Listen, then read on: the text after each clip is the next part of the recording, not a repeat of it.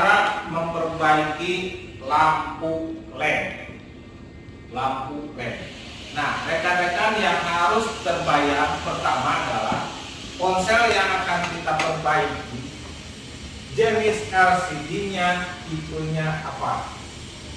Karena kalau tipenya OLED atau AMOLED, Anda tidak akan menemukan lampu di LCD. Itu yang pertama. Jadi mindset kitanya langsung, begitu kita memperbaiki lampu LED mana? LED itu ada dua.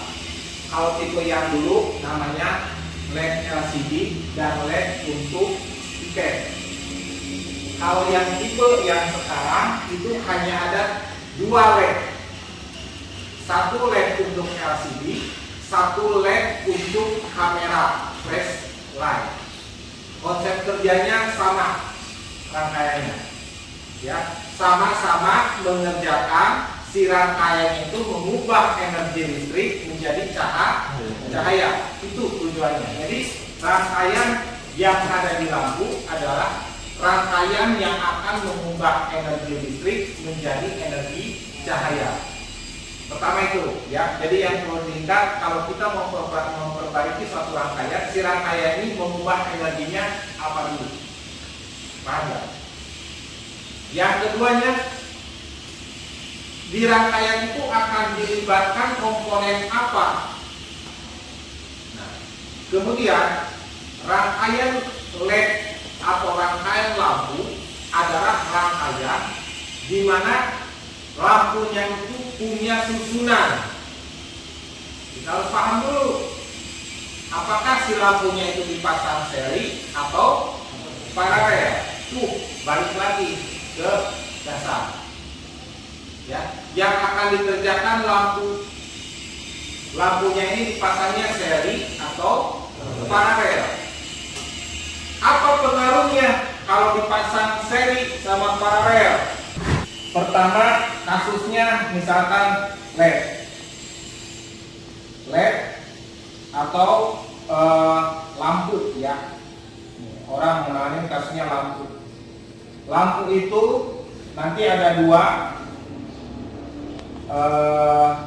Kalau yang tipe yang sekarang Android itu ada dua. Pertama buat LCD dan yang kedua buat flash light. Kalau handphone yang lama ini ada buat, paham ya? Ada buat flashlight, keyboard, Rian, coba ya. Nanti pas begitu ditanya bagaimana tahapan langkah-langkah mengerjakan kasus itu, bukan di masalah di ininya saja, harus mindsetnya harus paham dulu. Keyboard itu sifat lampu LED-nya dia dipasang seri atau paralel, ya. Lampu, lihat, lampu yang ada di keypad itu sistemnya metrik. Yang ini namanya row, yang turun ini namanya kolom. Keypadnya misalkan angka 1, 2, 3, 4, 5, 6 sampai pada bintang 40 pagar, begitu kan? Kalau keypad atau QWERTY, I don't care, ya. Yang jelas itu nanti si lampu yang ditempatkan di sini sifatnya adalah untuk satu kolom. Nanti enggak? Lampunya dipasangkan untuk satu kolom. Makanya kalau lampunya mati satu deret nggak hidup, misalkan. Betul nggak? Sifat lampu yang dipasangkannya adalah di sini dia posisinya apa?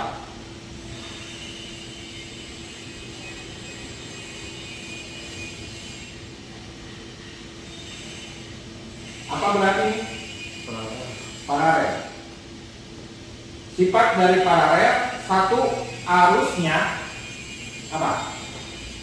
Arusnya pertama besar, tegangannya kecil. Harus ingat itu. Ini konsep saya kasih dasar sekali. Ini mindsetnya teknisi. Ya. LCD.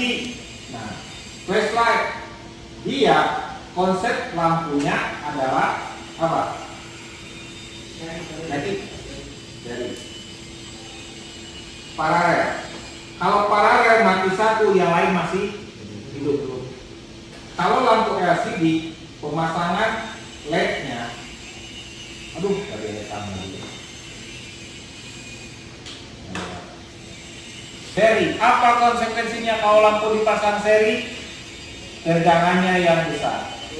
Tegangannya besar, ampernya kecil. Tuh, dari dua tipe pengerjaan lampu saja, basicnya sudah beda. Jadi jangan anggap enteng, basic itu penting.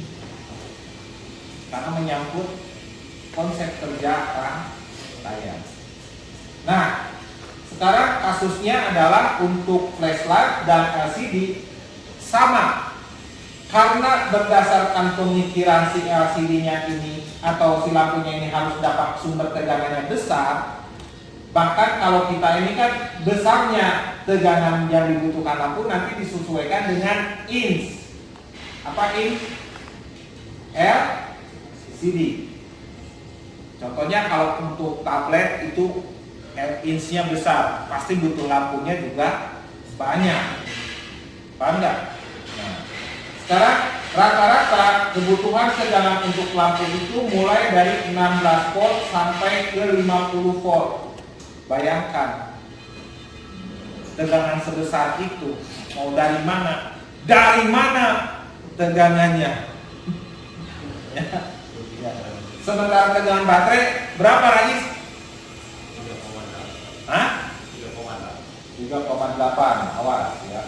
Sementara fibra itu tegangannya 3,8 volt. Gajingnya 3,8 volt, kemampuannya 3,8 volt, yang harus dihidupkan 16 volt. Dari mana? Ya, tegangannya. Nah, Anda harus berpikir, berarti di sini harus ada pelipat tegangan. Ya. Harus digunakan apa, Kang Danis? Kemarin rangkaian apa ditambah rangkaian apa? Booster regulator. Kalau ngomongin tegangan dari modal 3 menjadi 16, itu yang diperlukan bukan rangkaian prosesor, bukan rangkaian driver, tapi butuh regulator. Bisa nggak mindsetnya ke sana? Saya ngajak berlogika. Jadi teknisi kalau logikanya nggak bangun nggak bisa. Makanya saya dari awal logikanya tolong. Ya. Dari 38 menjadi 16 ataupun berapa pun itu kebutuhannya, berarti di sini harus ada apa? Ada booster regulator. Apa artinya booster regulator? Apa artinya booster regulator? Enak. Booster regulator itu adalah jenis regulator yang fungsinya untuk menaikkan tegangan volt in dan volt out. Kalau inputnya tegangan, outputnya tegangan fix, itu berarti IC-nya adalah IC regulator. Konsep kerja dari booster adalah sifatnya volt in atau volt out lebih besar. Jadi begini hasilnya, seperti begini. Ini volt in, ini volt out. Begini tegangannya.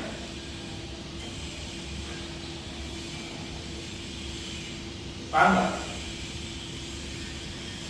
Masuk 3,8. Output di sini misalkan taruhlah 35 volt.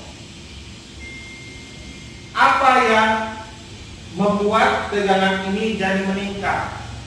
Dalam konsep booster regulator, inputnya diberikan induktor.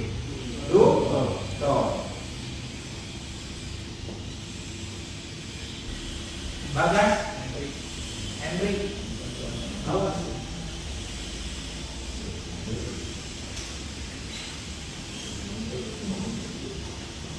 Induktor satuannya Henry. Outputnya ini menjadi lebih besar. Nah, yang akan melipat gandakan tegangannya adalah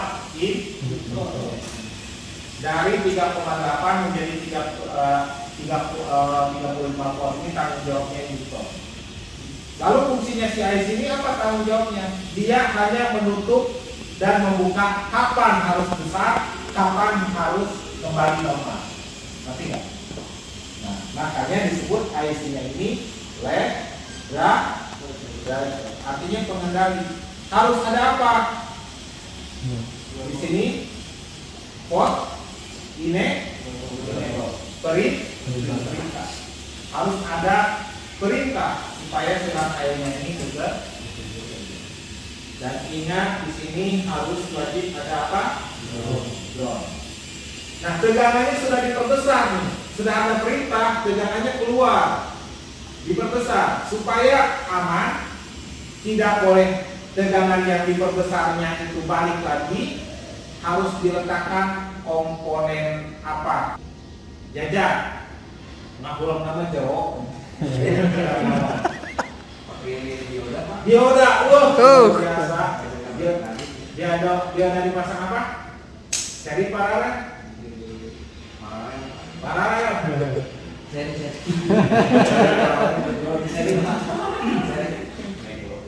Untung bukan tantangan harus dilupa. Serinya paralel, dapat sinangan 2.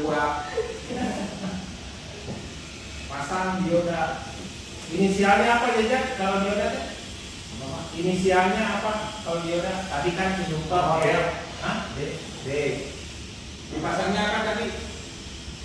Dari istilahnya kalau dioda dipasang seri itu istilah di rangkaian sebenarnya dioda apa? Tapi ya dioda penyarah atau dioda apa disebutnya?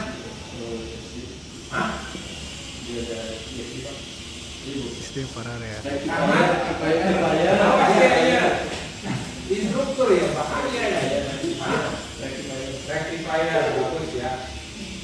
Diodanya disebut dioda sekarang atau dioda yang dipasang seri. Saya akan bentuk mindsetnya dulu. Ini konsep kerja sumber tegangan dilipat gandakan. Kemudian diberikan pengaman supaya jangan ada feedback, harus balik, ya. Dan setelah itu dia wajib diberikan kapasitor. Apa lagi fungsi kapasitor?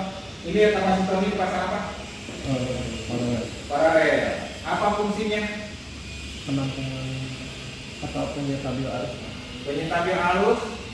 Menampung arus sifatnya karena sudah besar tegangannya di sini, ya, karena sudah besar di sini tegangannya, otomatis dan lampunya supaya jangan apa itu blinking, berkedip.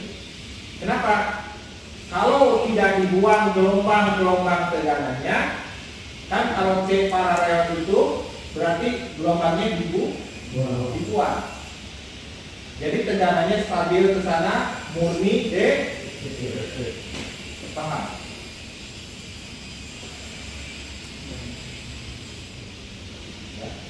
Ini lampu. Si lampunya ada di LCD, makanya langsung ke konektor LCD konled di sini, kon LCD. Balik lagi nanti ke sini. Ini namanya disebut LED min, di sini namanya LED plus. Dipasangnya seri dalam LCD, saya tidak mau bahas itu. Kan sudah tahu, lampunya dipasang seri. Kalau mati satu, mati semua. Konsekuensinya begitu. Oke.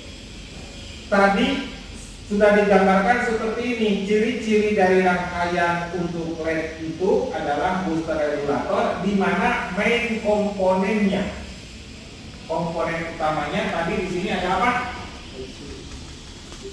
Priam IC itu inisialnya apa?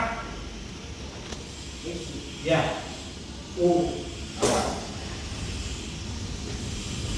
Unit. Masih ada yang bingung dengan komponen, kalau masalah Ya. Sekarang saya akan buat, saya nggak kenal ini handphone tipenya apa. Pak, ada handphone lampunya bermasalah. Ketika kita tidak punya skematik, tidak punya tugas yang pertama itu pas begitu kasusnya lampunya lampu apa? Lampu blitz, apa lampu LCD? Kalau lampu blitz otomatis kita mesinnya dibelah di belakang. Oke, paham? Lampunya ke arah kamera belakang, main kamera. Nah, kalau yang blank atau yang lampunya lampu LCD berarti ada di depan. Nah, kalau yang belakang ciri-cirinya rangkaian bagian belakang itu ini nih, rangkaian belakang ciri-cirinya. Ada apa? Ada slot SIM card, ada slot MNC. Nah, nanti kita ketemu dengan jenis lampunya begini. Nah, ini LED buat flashlight. Ini lampu LED buat flashlight, sebelahnya kamera. Paham? Nah, kalau untuk rangkaian lampu yang di LCD, inilah bentuknya seperti ini. Kebiasaan rangkaian lampu LED driver adalah ada IC kondutan, ada IC, ada induktor, ada dioda. Itu kenapa saya tadi gambarkan ini. Ini komponen utamanya, ada IC sebagai drivernya, ada induktor, ada dioda. Buru-buru sama kita cari dioda yang dipasang seri. Sudah bisa menentukan dioda yang dipasang serinya? Yakin? Yakin ya? Awas, nanti pas ujian. Baik, bisa nggak? Masih yakin juga. Cara menentukan ini diodanya seri atau paralel. Oke, strop merahnya ke kaki komponen. Lihat nanti ada nih, ada nilai berarti dia jalur, ada nilai berada. Kemudian di sini kita cek ada nih, ada nilai. Berarti kedua kakinya itu tidak ada ground. Berarti itu dipasangnya ke ingat posisi komponen. Masihnya ada di sini. Ya.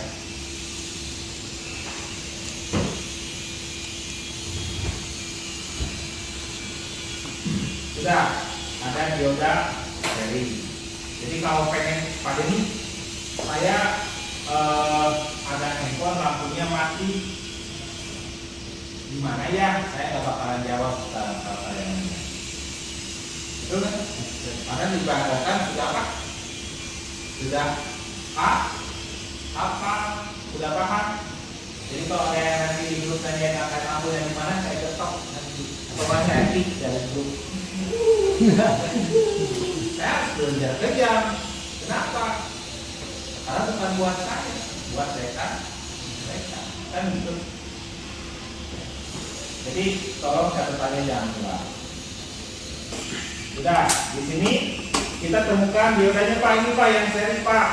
Sudah ketemu, benar Pak kata Bapak, ada IC, ada induktor. Nah, sekarang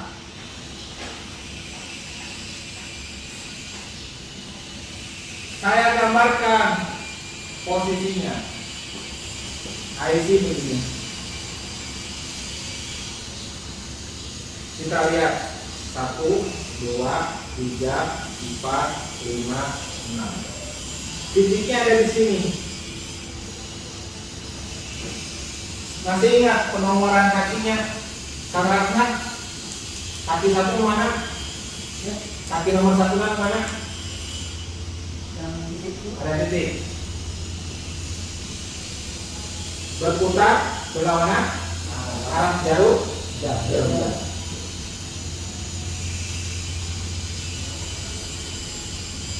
Sampai sini. Siapa yang masih bingung? Mana kaki ground? Bisa ditunjukkan mana kaki ground? Bisa nggak? awan tiba-tiba yang menyebutkan tidak ukur ya paranormal. Mana nu ngarana kategori itu yang rekan-rekan harus cari pertama. Identifikasi kaki sinkronnya dulu. Bertanya, Pak, kalau ini kan kakinya kelihatan, kalau nggak kelihatan bagaimana caranya?